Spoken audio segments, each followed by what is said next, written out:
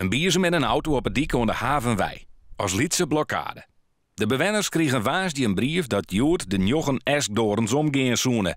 Maar dat lieten ze samen net gebeuren. Onze actie houdt in dat we ervoor zorgen willen dat die BM net zonder wel eens eenzijdig door de gemeente hier wel helder. Ze binnen Lilk op de gemeente.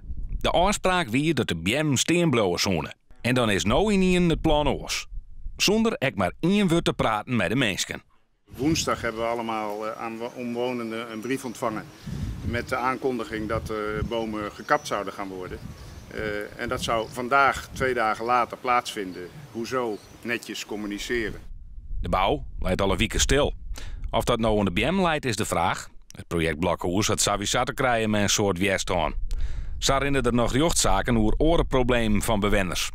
En nou komen de Njoggen, Santje-jarige BM, er nog eens bij. En al ben ze er net mee te zeggen, de bewoners staan op scherp. Ze zijn er niet, maar we blijven waakzaam. Eén ding is duidelijk, de bomen gaan niet weg.